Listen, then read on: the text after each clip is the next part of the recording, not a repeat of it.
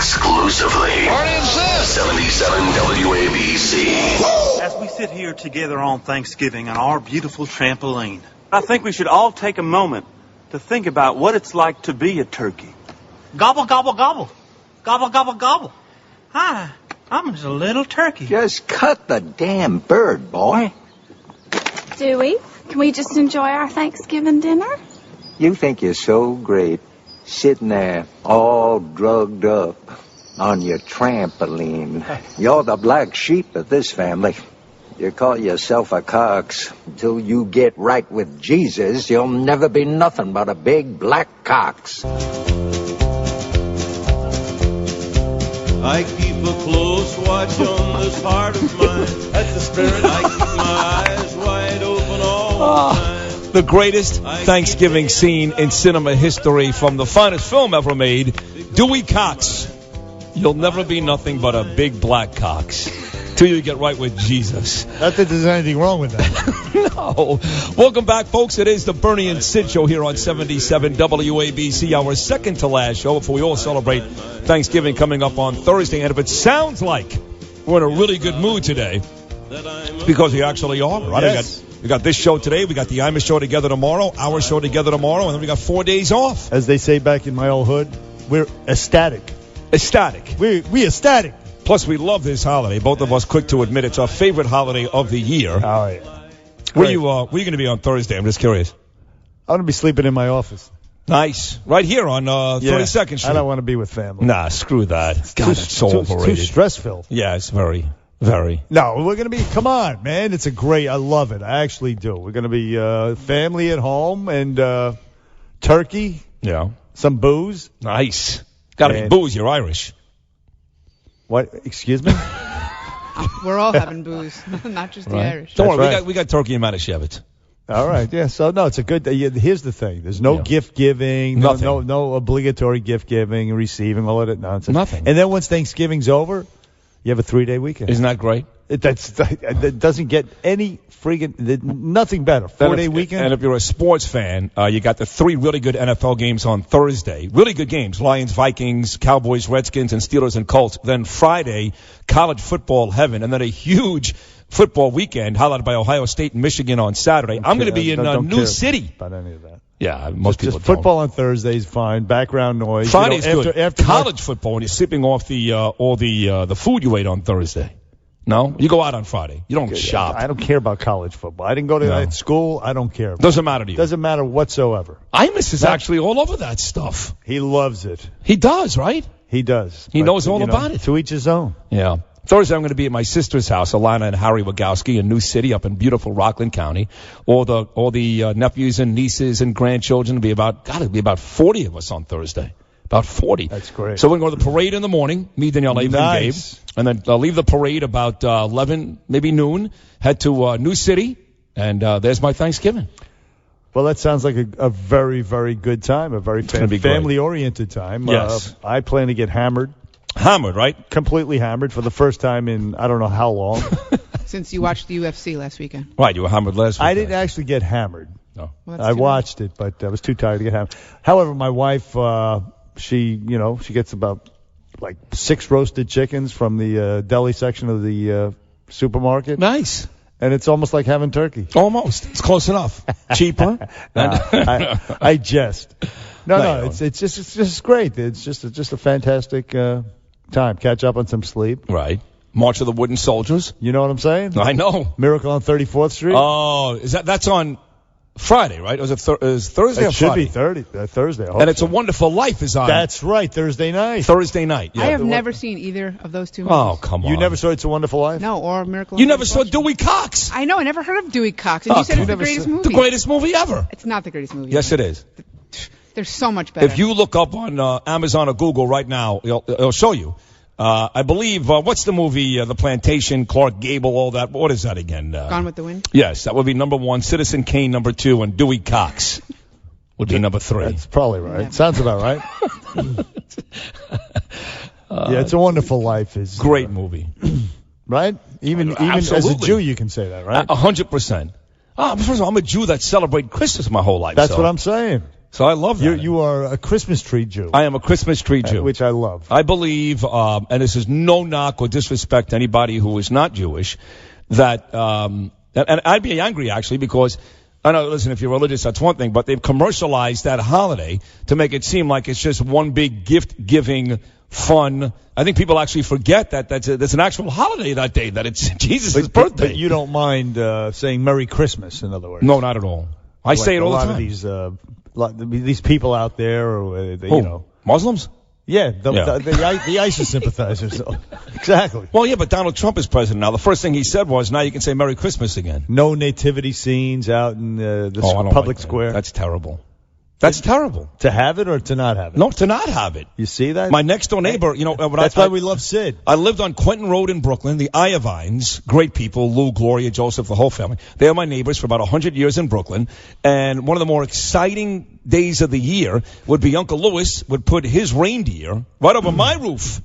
So we'd start with the reindeers on his roof onto my roof, and every year we put the baby Jesus out there on the nativity scene, and all the who are the guys that hang out there with him, the apostles. That's exactly right, and his posse, and then the wind would come every single year on a windy day, and one of those guys would be on my lawn, so I'd have to remove him back on Louis' lawn, and it was always a lot of fun. Let me ask you this: when you do go to midnight mass, I've been there once. Do you wear your yarmulke? I do, and tzitzis. And what happened? I've been to midnight mass once in all seriousness, and it was a really spectacular, beautiful, great ceremony. You know when they have the carols going and everything. Loved it. What time is midnight mass? I almost what time's midnight mass? It's funny you should ask that because they actually have moved midnight masses to 11:30. No, 10 o'clock. 10 o'clock. And they call it midnight mass. Midnight mass is at 10 o'clock this year. My parents actually do that. My parents put on the biggest Christmas party in the world. I mean that sincerely. 200 people would come every Christmas Eve to my house in Brooklyn. We'd have the adults upstairs with a piano player, and all me and my friends would hang out in the basement where I lived with a DJ. Smoking weed. You name it. That's the least of it. And it would go on until 5, 6 in the morning until people passed out in front of the fireplace. And at about 11:30, half the place would empty out. They'd go to midnight mass, all liquored up, and they'd come back at 2 a.m. and finish the party. I love the Jews. Jews are the best. I love the Jews. Oh, we're the best. Yeah, see, we're like the Judeo-Christian tradition continues. Yes. Right here in America. My mother would make chicken rollatini, and we'd be serving ham. How about that? Don't let the rabbi hear this. Oh, you want to hear? I'll tell you a quick story. So I went to Poly Prep, which is a great school. Steve Schwartzman's kids go to Poly Prep. John Franco, all these people. Maybe there were 3 Jews in my whole class, and one of them was a kid named Lyle Wilpon. Lyle Wilpon's uncle, Fred Wilpon, owns the Mets. You've heard of Fred Wilpon. Of course. So Lyle and I became really good buddies. Lyle lived on Toad Hill and Slauson on Staten Island. Wealthy kid, became very good buddies. And he was a Jew, and his parents took it very seriously. So to make a long story short, his mother drives me home one day from Staten Island. I was staying by Lyle's house. Pulls up in front of my house in Brooklyn. There's reindeer on my roof. And if you looked inside my front windows, you can see the Christmas tree and the lights. And she said, what's going on? What's, I'm like, it's nothing. We're not, we don't have a star at the top of the tree. We like to celebrate, but there's no religious meaning to the whole thing. Do you know that day was the end of my friendship with Lyle Wilpon? Wow. That his mother I must have gotten out of the car and his mother said, What are you doing? What kind of Jew is he? What kind of Jew? Yeah, what are you doing? What kind of Jew is this? You schmuck. Right. I'm not even kidding. But you know what? Friends like that you don't need. No. It turns out we became friendly again later on in life, but his mother really got pissed. Clearly, she's a bitter woman. Well, maybe. She hates the Goyim. Yes, and I love the Goyim. In fact, my friend Freddie Vinny is listening right now. And what's his last name, Sid? Where Sematino. Vinny Sematino. Very, very Italian. No way. Funny. Vinny Sematino. Hey, listen, speaking of Christians, the big news, of course, is that Donald Trump has agreed to turn the other cheek. He's not going to prosecute Hillary Clinton. That's the big headline. Something I did. We had that back and forth on this show, and I was adamant about the fact all he wanted to do was win. A lot of what he said and did leading up to the victory is not going to happen, and I was adamant about the fact that he was not going to prosecute her, and he's not. You nailed it. I did get that one right. And, a lot of people are out there saying, of course, he promised special prosecutor, and then at the debate, thank God we don't have a guy like you in the White House with your temperament, because you'd be in jail. Right. All of that stuff, and lock her up, lock her up, lock her up. But now that he's won, we have a new, a different Trump. He's trying to make friends with everybody, right? I mean, he's out there with Mitt Romney. He's not going to prosecute Hillary Clinton. And today, by the way, he's meeting with two guys that he fired, talking about Apprentice fans, in both Corey Lewandowski and Paul Manafort, two of his former campaign managers. So seems like once he won this, he just wanted to sit down with everybody and say, hey, I did what I had to do. I'm not a bad guy. Let's work this out together. And yesterday he met with the members of the disgusting, dishonest media. And that apparently did not go well. He didn't. It was not very nice to them. To me, that's like Eisenhower meeting with the Nazi brass after, they were vanquished in World War II. Hey, come up to here to my estate and let's have a little sit down. And then he berates them and says, you loser, you scum. Now get out of now go get your effing shine boxes, the whole bunch of you, the whole lot of you. But anyway, listen, as far as not prosecuting Hillary Clinton. Excuse me. A lot of people think, though, that, she did sell access to the State Department, that there should be some accountability. You know what I'm saying? Well, it's a serious thing. No, in fact, if Rudy Giuliani turned out to be the Attorney General, which, of course, he's not. He's in Trump Tower as we speak. Right. And maybe he still wants that Secretary of State job, but he's not going to get it because of his business dealings. But anyway, if he was the Attorney General, I think that Rudy Bernard would put pressure on Donald Trump and say exactly what you just said. Listen, like her, dislike her, doesn't matter. What she did was wrong. I'll tell you, she is, right now, she's vanquished. She's beaten. Speaking of vanquished, she's been beaten. She doesn't seem to be the big threat she was. She's more like a beaten old lady. Finished. She saw her face last week during that speech. That's right. But then again, you have, look, you have some of these old Nazis, 90 years old, and they drag them out of the house in Cleveland, and they drag them back to Germany and put them on trial. Same thing with these priests. Yeah. Back in the 70s or 80s, they're old, they're beaten, whatever. But still, you did what you did. You got to pay the price. I agree. Look, I'm not saying she shouldn't be held her feet to the fire. All I'm saying is when this came up with you and I 3 weeks ago on this show, I knew it. I just knew that Donald Trump was not going to pursue it, and he's not. How about how does Martha Stewart feel? Yeah, right. She was prosecuted with a lot less. How do you think General Petraeus feels? By James Comey as well. Right. So I don't know if it's all over yet. There seems to be for some reason with the Clintons some like you said, some sympathy here. I think Donald Trump may even feel badly about how some of these things went. And by the way, wouldn't hurt to have a guy like Bill. He's not going to be on his side ever, obviously, but not to have him as a enemy wouldn't hurt him. Maybe it's because she's a woman. They feel badly for her. Or a grandmother? It could be, but you see, he also enriched himself using the Clinton Global Foundation, a charity. They enriched themselves, lined their pockets using a charity. Funny you would mention that. Donald Trump Foundation apparently admits to violating ban on self-dealing, now filing to IRS shows.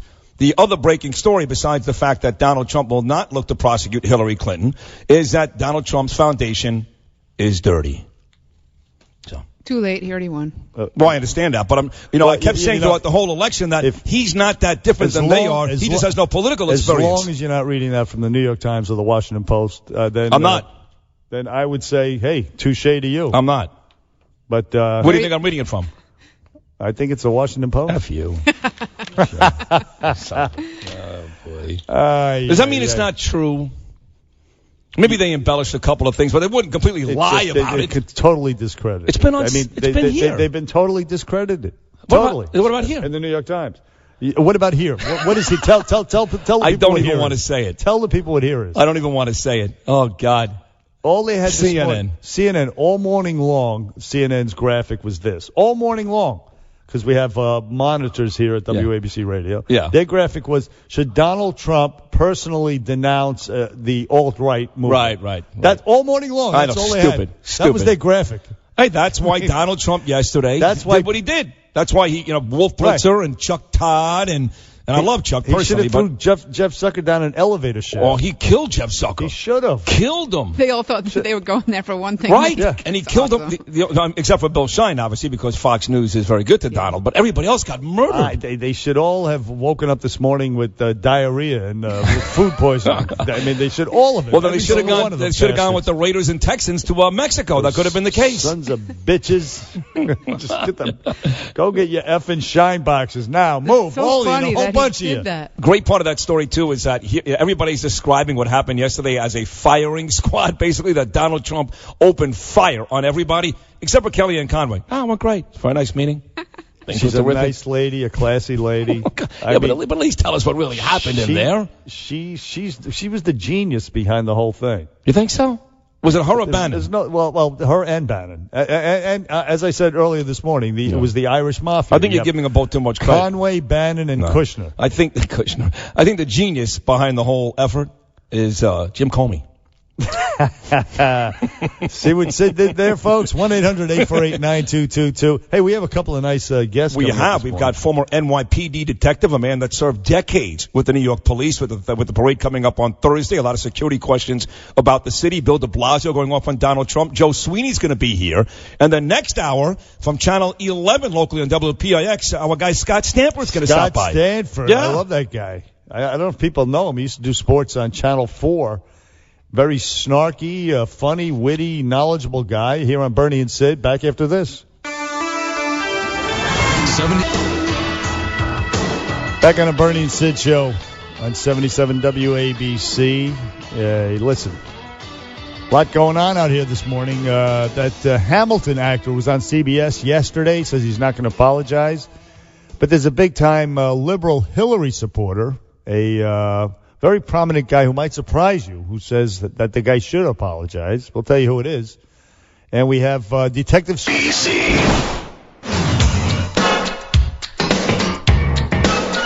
But when you talk about apology, I think the one that you should really be apologizing for, and the thing that you should be apologizing for, are the 33,000 emails that you deleted and that you acid washed. And then the 2 boxes of emails and other things last week that were taken from an office and are now missing. You get a subpoena, and after getting the subpoena, you delete 33,000 emails. And then you acid wash them, or bleach them, as you would say, a very expensive process. And I'll tell you what, I didn't think I'd say this, but I'm going to say it. And I hate to say it. But if I win, I am going to instruct my Attorney General to get a special prosecutor to look into your situation. It's just awfully good that someone with the temperament of Donald Trump is not in charge of the law in our country. Because you'd be in jail. Secretary Clinton.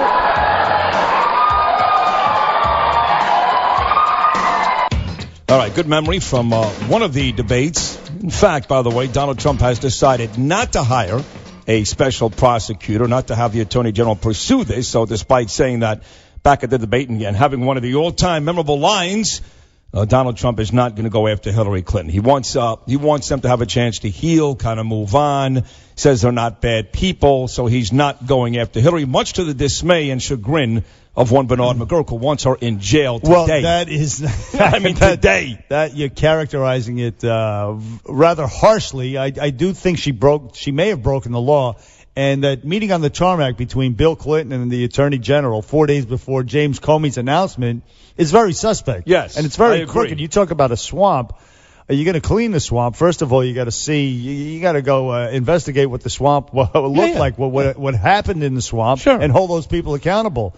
I mean, if I rob a bank just because I don't know, I do some, I break my leg, and right, you feel sorry for me, they're still going to charge me with robbing a bank. Of course. And so she lost, yes, but still, if you committed a crime, I think the investigation should go forward. I don't disagree. What you're saying makes complete sense. I just knew that he was going to do whatever he could to win, and once he won, he was going to kind of back off a whole bunch of stuff, and he's done that already, only a couple of weeks in. Hey, we got a special guest in studio, spent a couple of decades as a big-time NYPD guy and detective, and is now retired, but not retired where you're playing golf every single day in West Palm Beach or Boca Raton. But he comes in suit and tie back on the Bernie and Sid show for the second time. Our good friend, Detective Joe Sweeney. Good morning, Joe. Yeah. Good morning, fellas. How we doing? Good. Doing How great. Are you? Joe, maybe we call you Joe? Yes, please. He'd rather you didn't do that. to Yeah. be honest. No, Joe is Detective. Sir, yes, sir. Joe was, just so you know, Bernard's going to love this. If I'm wrong, you can correct me, but I think I'm right. I think, Bernard, that Joe and his beautiful wife were at the Jacob Javits Center, election night, ready to celebrate with Hillary. Oh, yeah. Rubbing elbows, baby. My condolences. How did that go? She never showed Well, up. first I want to get back to your first point when you started the show. I can't. Pretty soon it's going to be, what are we going to build? A fence. Who's going to pay for it? The American people. So you think Trump is backtracking? Well, a little bit. You know what I mean? I'm not. A lot of stuff. And some of it might be good, but you know. Here's the thing. He can't win. Yeah, he can't I know. Win. I know. He can't win. Yeah. So if he doesn't. Well, he did win. If he doesn't, but if he doesn't deport all Muslims, you're going to be like, see, I told you he was a liar. Yeah. And if he does, you're like, he's a Nazi bastard, this guy. Yeah. But at least a little bit of a wall. So Maybe something. You're a detective. Yes. I mean, if she broke the law, don't you think, or do you not think that the investigation should go forward? And if she did break the law, she should, or her and her husband should suffer some consequences. Well, yeah. I mean, I'm fond of laws. That's why we have them on the books. So, but I don't. That investigation to me it was politically motivated. I think the intent is what I would look at in some cases that you investigate. That's what you focus on is the intent. And there are often times when district attorneys' offices and U.S. attorneys don't prosecute because of what they feel may not have been a malicious act. I would want you investigating my crimes. Yeah, absolutely. You're the kind of detective I want. You're fine. Looking at my stuff. Let me tell you something. If he likes you. Trust me, and you can ask Brian, you can ask anybody I worked with. If you did something, I would figure it out. Okay, well, they did enrich themselves. They went from zero, from having nothing, leaving the White House broke, to being multimillionaires at this point, all through the Clinton Foundation, a charity, which is rather, suspect at best, at least in my eyes. Yeah, and I don't know, I don't know the particulars on that stuff, but I think that's one of the biggest issues that plagues them to this day is the fact that when they left the White House, they weren't rich. They didn't have a lot of money. I think it might have maybe forced them to make some errors in judgment on how they live the rest of their life. They cashed in on his former position and her position as senator and then Secretary of State, and now the donations to the foundation have dropped off a cliff. It's over. They're practically non-existent. It's got to be out of business. They have no influence anymore. So if that doesn't speak volumes, I don't know what. I get it. I mean, and I don't ever begrudge people making money as long as they do it honestly. So I'm not. I don't. That doesn't bother me that they made money. It doesn't bother me that Donald Trump makes money. It's just as long as they do it honestly, and I can't speak to whether it was done honestly. But obviously he won the election, so there's a large portion of America that does not believe they did it honestly. That's part of the reason why I believe she lost. But just take us back to that night, because there's nobody will admit this. Even the biggest Trump supporter that said that day he's going to win really didn't believe that. I know they didn't believe that. There was no reason to believe he was going to win. So you go to Jacob Javits Center, you're thinking, here comes Hillary. Here comes the big party. Yeah, me and thousands of other people. And what happened? What was it like in there? I'll tell you. So I think, and looking at the news, I think Donald didn't believe he was going to win in the morning. When he went to the polls, he looked like he's he was walking to a funeral, right? And she walked in all smiling and happy. I think the early numbers, and these polls you can't even believe them, because I think the early numbers that even Donald's people were getting showed that he was in trouble. But and everything was fine up until maybe around 10 o'clock. What time did you get to the Javits Center? I had to get there early, so we probably got there maybe like 7 o'clock. About 7 o'clock. Yeah. So at that point, we hadn't heard yet that she was trailing in every state across the country. Yeah, no, it was still everything was great. So people were like in a good mood. At what time would you say did the folks in there go? Way before Podesta spoke, did you guys go, oh my God, are you going to be a party here tonight? I was in a very small room with, not a small room, but a very limited access room with all the, A-list celebs. So it was, everybody was kind of focused on the result. I would say, and I'm not exactly sure, I wasn't watching my the clock, right. but maybe like 10 o'clock, things started to be like, wow. Well, first was North Carolina. Yeah. And By 11, people were crying. When they called Florida, 11 o'clock is when they called Florida for Trump. Oh, God. At that point, it was. It went from like the club to the waiting room. And I've seen some of these people cry, but on film, not in real life. And so then the night goes on, and you're like, okay, well, she's going to come here and she's going to give a concession speech at the very least. Yeah. I mean, we're her supporters. So we'll just sit here and wait for her to come and show her the proper respect. And then Podesta comes, and how was the feeling at that point? By then, and where he went, I wasn't. That was in the main room, and I probably wasn't there when I was walking out. I left about, I would say, a little before 2, and I think he came on at 2. But right, it was. I mean, we knew it was over. But you're right. I think she probably should have come by. I think it was a little. I mean, maybe they were holding out hope. No, she was hysterical. She couldn't. She couldn't. According to what we've heard, she wasn't able to contain herself. She was hysterical. Yeah, I don't know. I mean, I've heard that too. I'm not sure that that's accurate. I don't blame her if she was hysterical. I'm sure. Either way, if she was hysterical, then she didn't have the temperament to be president. And B, if she was not hysterical, then you got to go. Then she didn't have the class to show up and give a concession speech and address her supporters. Yeah, and not to be vindictive after she got beaten. No, but the hysterical part I find a little, maybe suspect because she's been through a million different things. I can't imagine that this would. But this one put hurt. her. No, this sure one. She had this one. She was convinced up until 8 o'clock that night. Fireworks scheduled to go off on the Hudson. She even admitted the next day that this one hurt more than anything else she'd ever experienced. So this one, these were different circumstances. Yeah. No, I get it. Did you cry? Did you cry? Listen. I had. I was the only guy walking out of there a winner because I had J-Lo and Gaga and Katy Perry. All three of them independent went up to my wife and told her how beautiful she was. Is that right? Yes. Oh, cool. So hey, I bottom won. line, Joe Sweeney was a winner, right? That's right. The hell with the country and Hillary Clinton. Yeah. No. Hey, listen, Joe. Listen, it's a pleasure. Detective Joe Sweeney, great to have you. Former detective for years and years. A friend of my good friend, former detective Brian Costello. Yep. Another hero, a 9/11 hero, as yourself. From way back. Anyway, I want to ask you this question. There's also this. New York Post reporting that the fire department, New York City Fire Department, has hired 9 ex-felons for diversity's sake. Yep. And the fact, that's true. That is true. And the NYPD may follow suit. Ugh. Is this by your reaction? I'm gauging that no, it's not a good idea. Yeah, and you see some of that where there are some things that you want to give people a second chance. I totally get it, and there are times where growing up in the city, I think it's hard for some kids to not get in trouble at some point. I did. Exactly. So so I get some of that, and I suppose it depends on what it is, but to get a felony conviction in New York City is you did something pretty bad. Right. Most of the stuff gets plea bargained. I was just going to say I copped to it was a youthful offender status. Yeah, exactly.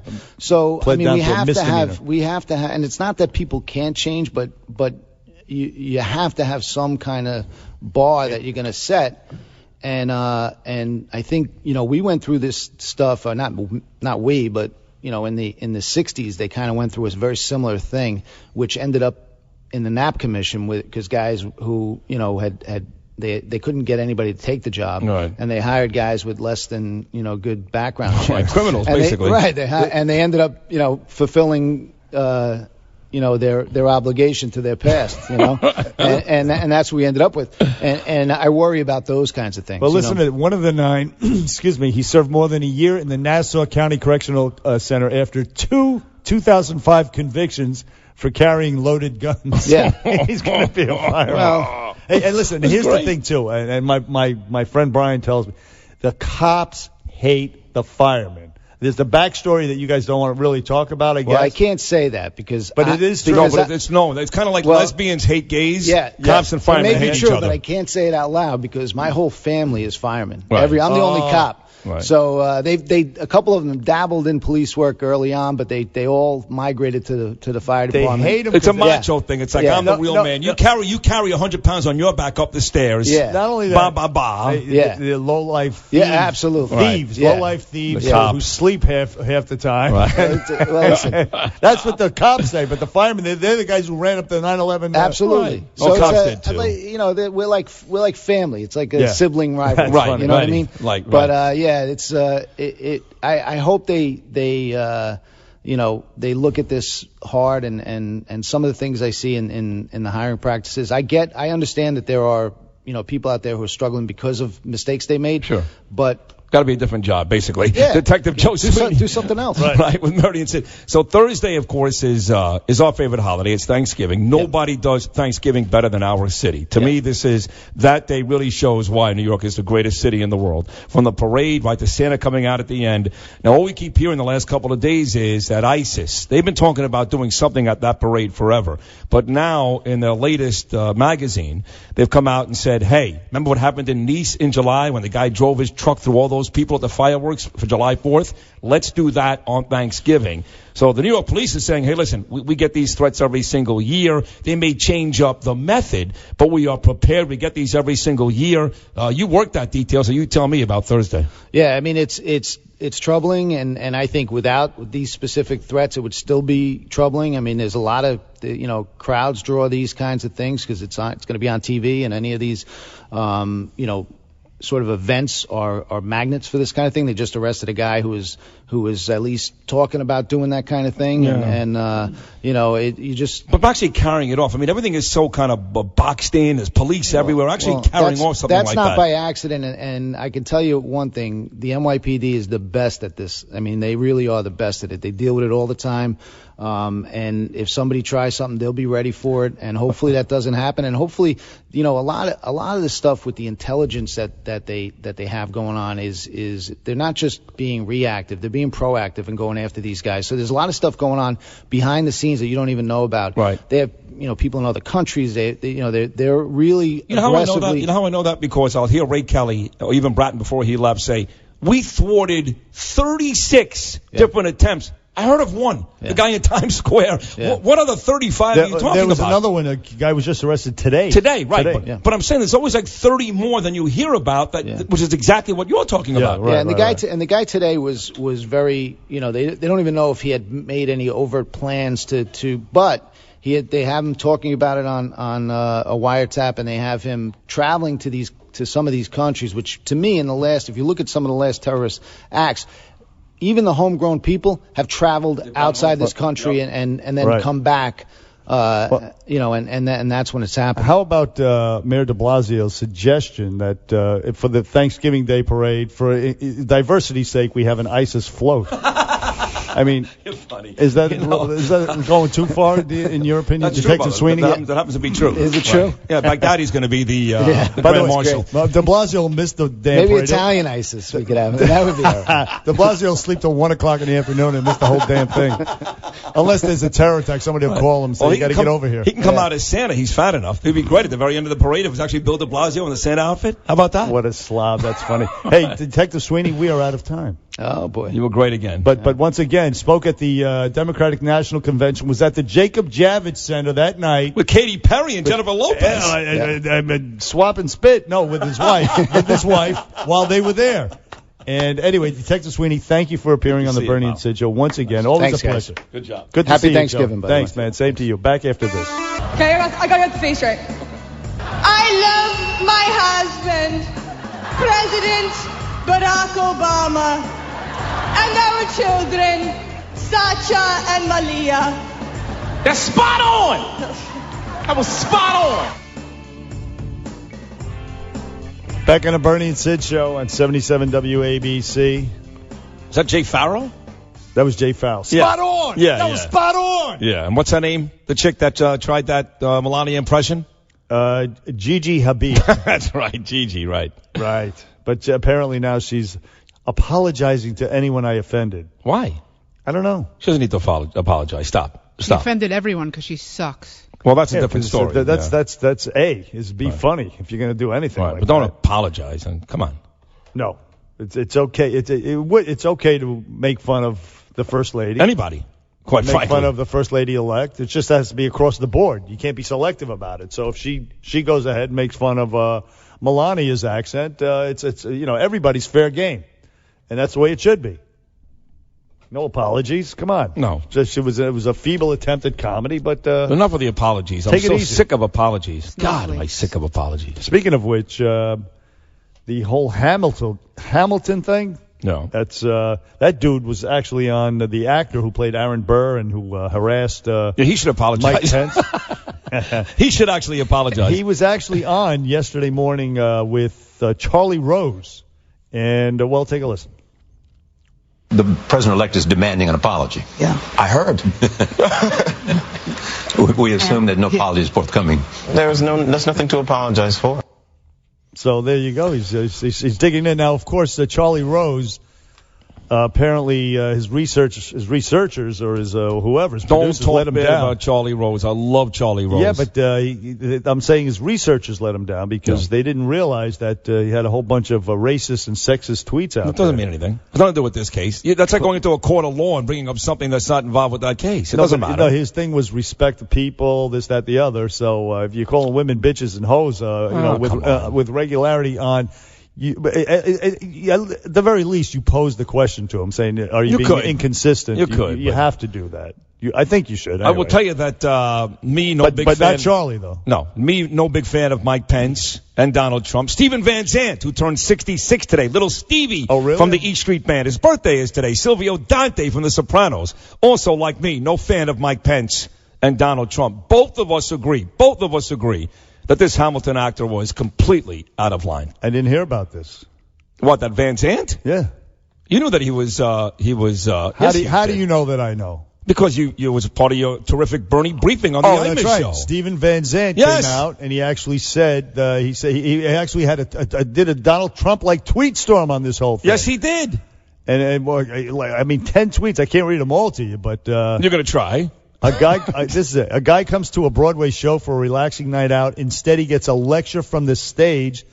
Not a level playing field. It's bullying, says Stevie Van Zandt. Yes, on The Sopranos also. And this is a guy who supported Hillary Clinton. Yes, like me. He says, you don't single out an audience member and embarrass him from the stage. A terrible precedent to set, says a liberal Stevie Van Zandt. Part of the Bruce Springsteen E Street Band. The guitarist. I mean, come on. And no fan of Mike Pence. At all. And then one more tweet. The last one I'll read out of his 13 tweets. This Donald Trump-like tweet storm from Stevie Van Zandt, quote, completely inappropriate. Theater should be a safe haven for art to speak, not the actors. Yep. He needs to apologize to Mike Pence. I don't know how anybody can come to that conclusion. I'm actually surprised that he's gone, unless he just wants to be a contrarian. But, I mean, again, me, Van Zandt, no fans of Pence, no fans of Trump. But it was clearly obvious what that actor did on stage in front of the audience without going to Mike Pence beforehand was completely out of line. Completely. Just a grandstanding moron. Terrible. Is what he was. It was bullying. It was a dangerous situation with the crowd booing Mike Pence with his kids there, for God's sakes. Thank God for the Secret Service. In any case, you mentioned earlier that Kanye West. Yeah. Apparently, it was his physician that called 911. And he said he's not violent now, but when he sees the cops, he's going to get violent. Oh, because it said that he also attacked the staff. He did attack a staffer, but he did not attack the cops per se. Right. But apparently this is all in the way. Well, he was warning of police incidents and beating up the cops. He warned them about that. That's right. That's exactly right. Kanye West. So, and it says the doctor, they said his patient name, the name was Jim Jones. Which is an odd name. Jim Jones, of course, of Kool-Aid fame. Right. And they say 39 years old, 5'8", 175 pounds. 5'8". And 175. Jesus, these people are like dwarfs, some of these performers. You have no idea. Like Bruno Mars is... he's like 5'4".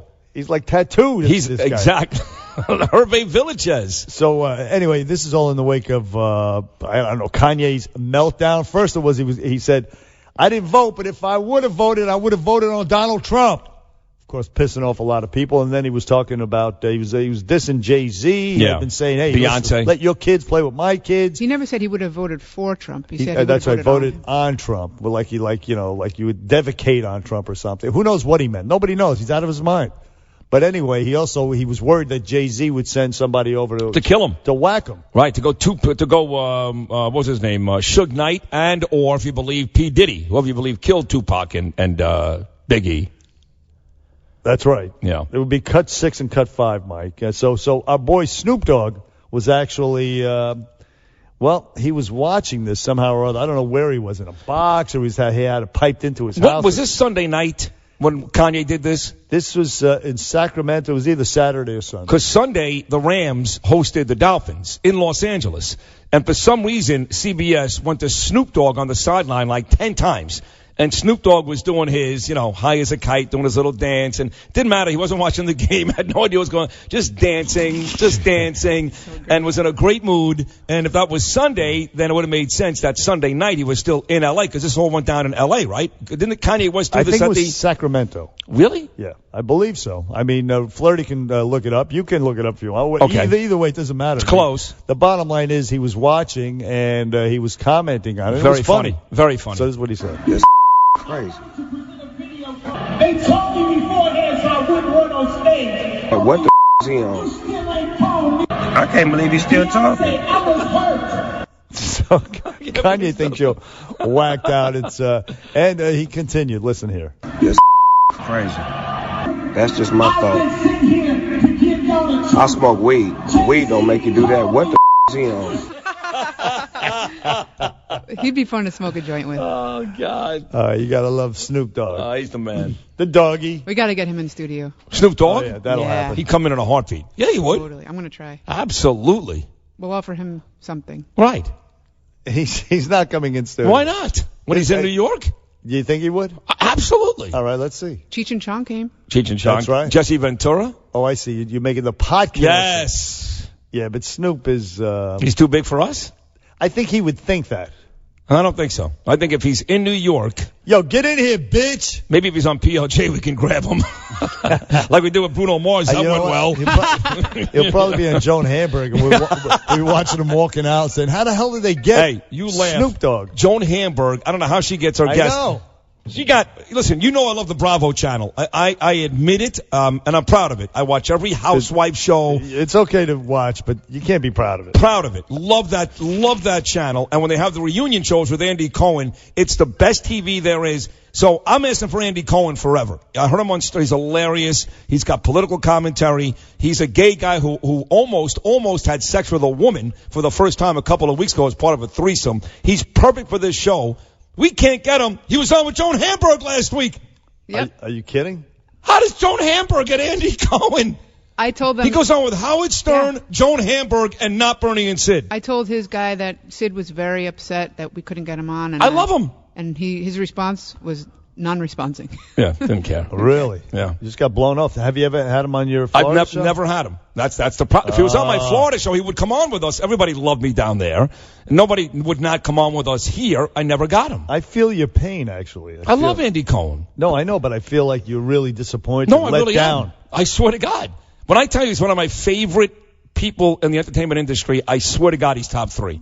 I think he's great. I just don't know him that He'd be well. great on the air with us. He'd be perfect. He doesn't take anything seriously. He's a filthy, degenerate bastard, but he's smart. He's good. He'd be perfect. Who'd you rather have, Andy Cohen or Snoop Dogg? Both of them together would be fantastic. Hey, let's go to David from New Jersey. David, you're on with Bernie and Sid on WABC. Good morning, David. Good morning, guys. Thank you for taking the call. Listen, you mentioned Kellyanne as a genius. I don't get that. I really don't. Who Kellyanne Conway? You had 8 years of a Democratic president, right? You had one of the most an economy on life support, and you had one of the most scandalized American political figures in history. Of course, he was going to win that election. Bozo the Clown could have won that election. Let me tell you about the. Oh, you called it, David. David called it. Let's give David a hand. He knew it was going to happen. David's the one. Anybody could have won that. I would have won that. Yeah, right. That's right. Of course. It was a lot for anybody. That being said, you mentioned about Trump not going after Clinton. There's one big reason why Trump is not going after the Clintons. He's just as bad. just as corrupt, and wait until you see those tax records, if they ever come out, because you know he's not going to want you to see them, all right? Yeah. He's just as bad. He's so Bernie that's why Madoff. he's not going after him. Well, he's just as bad, but listen, the truth in is... 2 years, the Democrats are going to gain control of Congress. We'll see that. We'll see. The truth is, though, he's had issues already. He's had to make a major settlement, pay $25 million for Trump University. And the news today is that the Trump Foundation, he has admitted to violating the law, and in fact will have to pay a penalty. So twice in a week already, we've seen Trump called to the table for certain business dealings that are, at the very least, unsavory. That's a fact. That's a fact. Steve from Beacon, New York. Steve, you're on with Bernie and Sid on WABC. Good morning, Sid. Good morning, guys. How you doing today? Good, pal. Yeah, we could be. Well, it's always good on Thanksgiving week, Steve. That's right. Come on, man. Are you feeling it or what? I'm excited to eat the bird. Couple things. This actor from Hamilton, he basically tweeted that he was having a conversation with the vice president-elect. Evidently, in the public school education that he might have received, he doesn't understand that a conversation is two people are talking. He was just being lectured to from this actor. He wasn't actually having a conversation. Hey, great point. He was harassing him. He was actually, he was hectoring him. He was bullying him, as Stevie Van Zandt said. I hate to use the word bully. Bully is it's such a pussy word, but the guy was being harangued by a mob, and then this actor just piled on from the stage with the guy with his daughters there. It was disgusting. Yeah, it was disgusting. And another thing is, if these guys really understood the history about Alexander Hamilton really was anti-immigration into the United States. He didn't want to let anybody in. Well, that may be true, but he was a pull himself up by bootstraps type of figure. I mean, he was a wonderful figure in American history, a true fellatio Alger story that Alexander Hamilton came from squat in the Caribbean. His mother died in bed with him when he was 11 years old, and it's an amazing story, and I'm glad they celebrated it. And I'm sure the play is very entertaining. And it took that play. No, Donald Trump said it's overrated. It took that play to get these idiots down in Washington to keep him on the $10 bill. A play, not a history book, not any kind of education. A play. Yeah, that's a damn good play. Let's keep him on the bill. Who were they going to put on the $10 bill? Kanye West instead? Who was it going to be? I think it was going to be Gigi Hadid, or whoever the freak her name is. 1-800-848-9222. Bernie and Sid back after this. Easy. Hey, it's Monica Crowley. Be the cool kid. Listen to Bernie and Sid on 77 WABC. That's right, Monica. She was great on Imus this morning. Great. Brilliant lady. Yes, Nostradamus. She had it all figured out. She actually did. She put her reputation on the line. She did. So a few people did. You did. Listen, I always give you credit when you deserve it, and you were right from day one about the Iraq War, about Donald Trump. You've been right about a lot of things. You've been wrong about a lot of things, but they don't matter. The big things you're right about. That's right, Sidney. The ones that are important, you're right about. I'm very excited to hear that next Friday, we continue to provide the best guests, especially this time of day. Our guests are basically a morning show guest list. We're gonna have Cyndi Lauper live in studio. I'm like, why am I so excited? Wait. Why am I so excited about that? Because you're immature. Oh, okay, perfect. Hey, Eddie from Staten Island, you're on Bernie and Sid. Eddie, good morning. Morning. I wonder if you guys are interested in backing me. I want to do the Martin Luther King play, all white people. Love it. Oh, I see. I love it. Why not? What do you think? Why not? I have a problem with the ending. I don't know how it ends. I can't remember. But you mean for artistic expression, just as they did with Hamilton, they told non-whites only. Right. And so we do Martin Luther King all white. Only for artistic expression, right. not for discrimination purposes. And another thing, with Hillary Clinton, he's waiting till she's hitting the crack pipe. Then he's going to get her. No, she's a little old in the game for that. But I knew he wasn't going to go after her. He just, again, it was pretty obvious, I thought, right after the election, that he did what he had to do to win. And he wasn't really a bad guy, and he wasn't out to get anybody. He did what he had to do to win. I really felt that way moments after he won. So I'm not surprised with that announcement today. But she's got a pail full, a couple of garbage cans full of empty wine bottles. There's no doubt about it. This poor lady is, and now again, she's not the monster that she was before the election. She may have committed some horrendous crimes. She did lie to parents on the tarmac, all that stuff. But now she looks like, she's walking a dog up in Chappaqua. Yeah. She's like, oh. She lost. You see the bags under her eyes. You feel bad for the loser. Pain. Yeah. But the fact is, again, as I said earlier, you have these 90-year-old concentration camp guards, and they look old and feeble. But you were a concentration camp guard. You have to be held accountable. You have these old priests. Not just priests, but there's a show on TV. One of my favorites is called Cold Case. And, people commit crimes. There was no DNA 25 years ago. They go on and live relatively happy lives. They rape somebody, they murder somebody. And now with new DNA testing, obviously, they go back and they get these people. And like you were saying, like a Hillary Clinton, they're old, they've got grandchildren. Yeah, you kind of feel bad, Right, they've got the grandkids, they've turned their lives around, but they killed somebody. Right. They raped somebody. Right. They got to go away. Or they sold out their government. They compromised lives, or who knows what? Who knows what they did? Or they at the very least they lied to the families of dead heroes. But that's not illegal. Yeah, it's gross. But you can't forget those things. No, listen. Before we start to cry and whine for Hillary Clinton, she's living in Chappaqua. They've made billions of dollars. I mean, it's not like all of a sudden she lost the election and she's living downstairs in Penn Station asking me for $1 for a Dunkin' Donuts coffee. It's not like she's not suffering at all. She has to wake up with Bill every morning. They fight. No, she doesn't. Bill, I guarantee you she Bill doesn't. has not been in Chappaqua since the Jacob Javits Center. He goes home to walk the dog. Gillen Gross sees him walking the dog. Then he gets the hell out of there. He never even went to the Jacob Javits Center. Let me take that back. Where were they? The Peninsula Hotel? Yes. They never made it to the Jacob Javits. That's the last time he saw Hillary. It's the last time she saw him. That's probably the last time they'll ever see each other, period. But, yes, so, it's, you know what? So, I don't know. Trump says he's not going to appoint a special prosecutor, but that Clinton Global Foundation thing is still out there. It's still out there. And so, accountability, rule of law.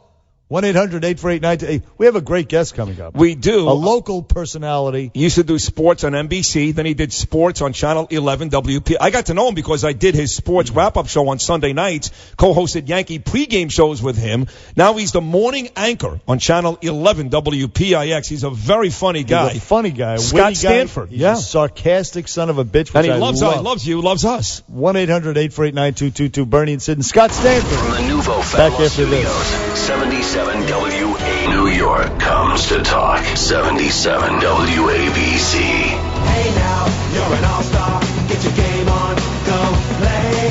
Hey now, you're a rock star. Get the show on, get paid. Back here on the Bernie and Sid show. You like this song? Yeah. You ever dance naked in the mirror to this song?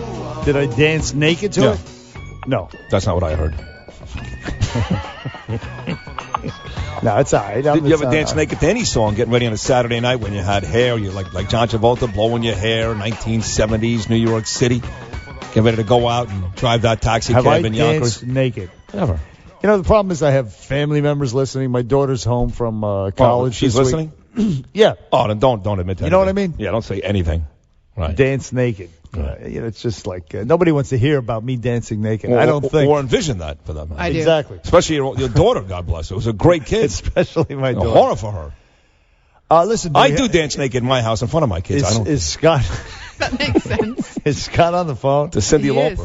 He's listening to this, barfing. Yeah, I'm sorry, Scott. We have a great guest on the phone, a New York personality. An esteemed guest at that, former sports guy turned morning anchor and doing a fantastic job locally on Channel 11 WPIX, our good buddy, Scott Stanford. Good morning, Scotty.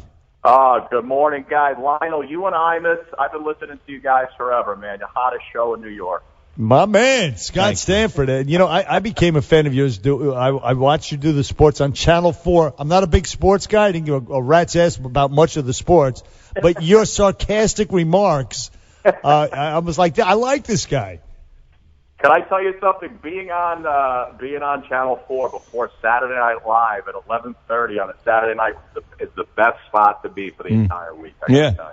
And by the way, Bernard's not lying because when I told him I was going to do your thing on Channel 11 when you were doing the sports, Scott, even the Yankee stuff, and he's like, yeah, I go, Scott, I love that guy. That guy's great. That guy, and he does watch it every single time I was on with you. So he's not blowing smoke up your ass. No being smoke, honest. no smoke, no smoke at all. No, listen, I'm glad to have you. Glad you're appearing with us this morning, and you made the transition now to out of the sports ghetto, so to speak, into morning news, local morning news, where I understand you're killing it on Channel 11 with Tamsil Fidel and a bunch of beautiful. No. That was Tamsin was at night. This is Sukanya I'm on in the morning. Oh, okay. My bad. You see, I'm on in the morning, so I don't know. Right. We're on again. But I know you're surrounded by a bevy of beauties in the morning, and it's all good.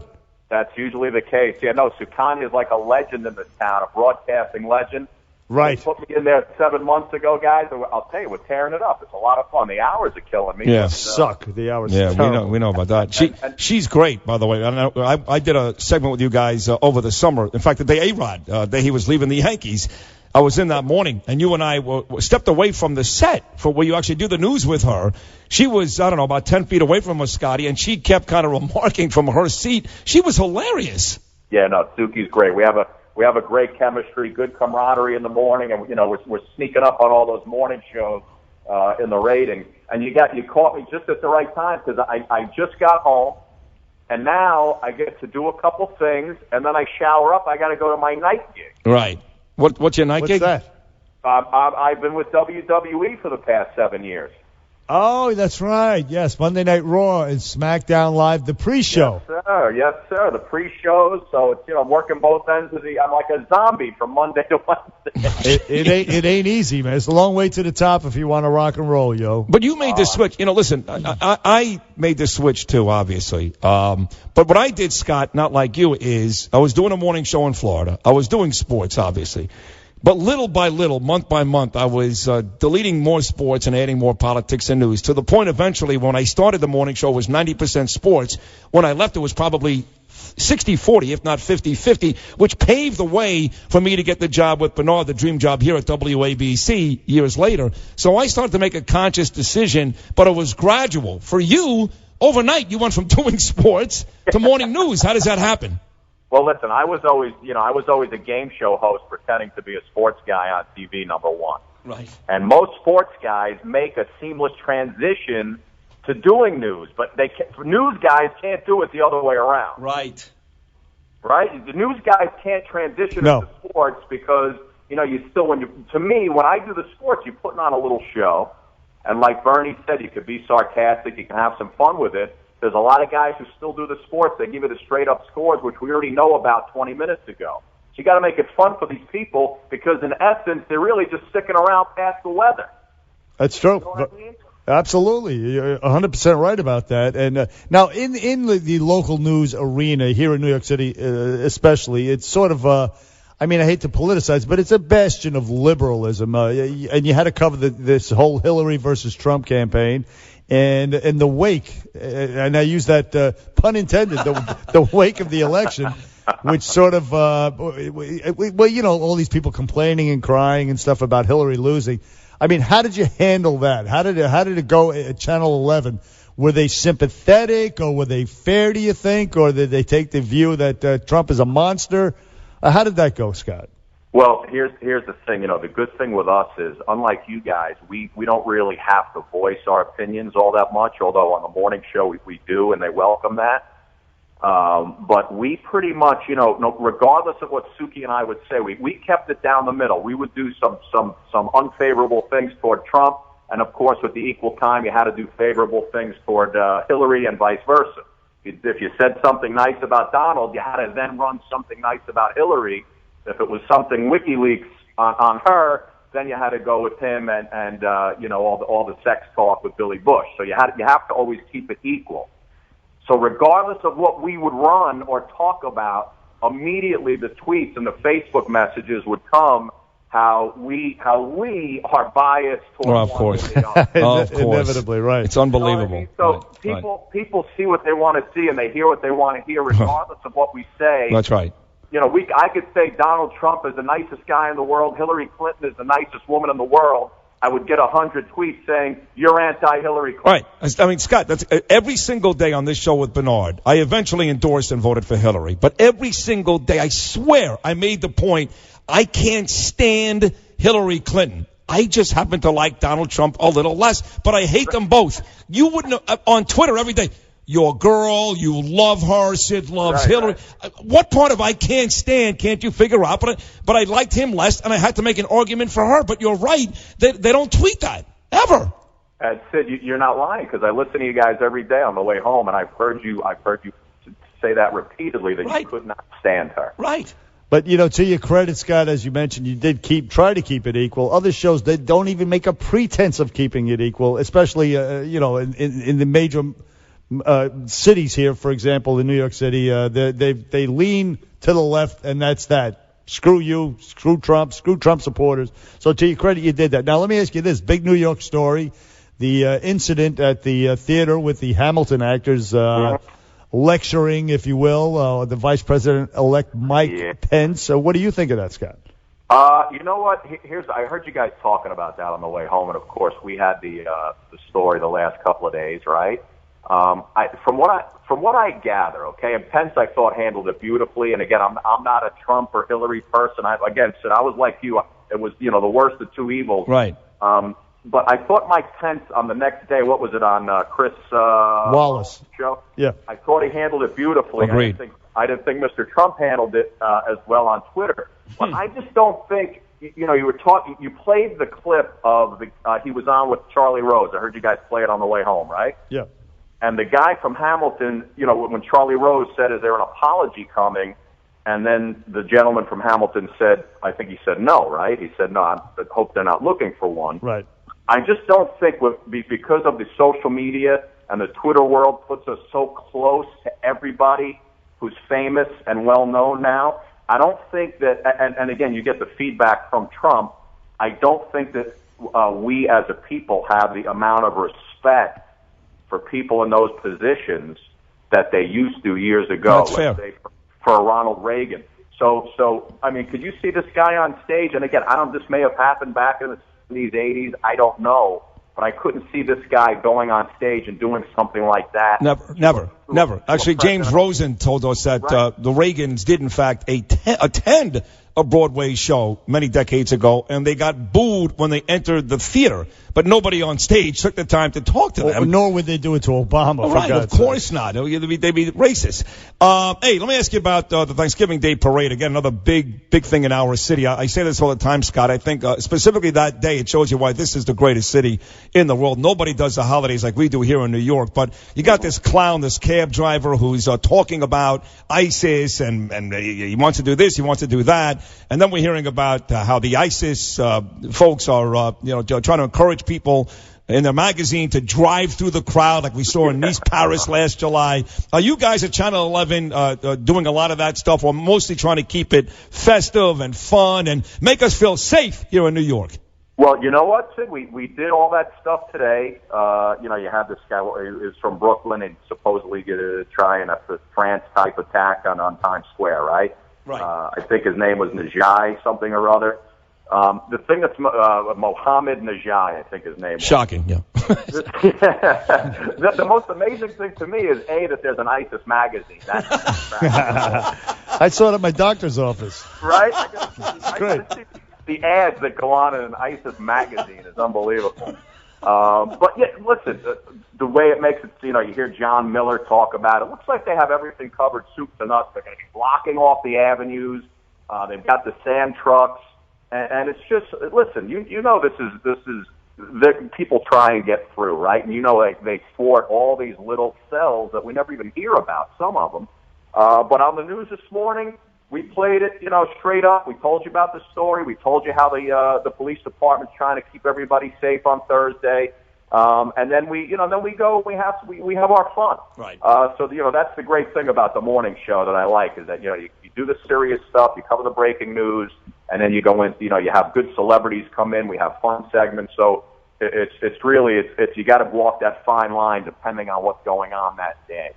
Do you comment still on sports? For example, the circus known as the New York Knicks these days, the Phil Jackson versus LeBron, Derrick Rose, Carmelo Anthony, too. Anthony. Not defending Phil Jackson. Right, exactly right. Coming out and saying he understands LeBron's point of view. I mean, do you comment on the stuff like that these days?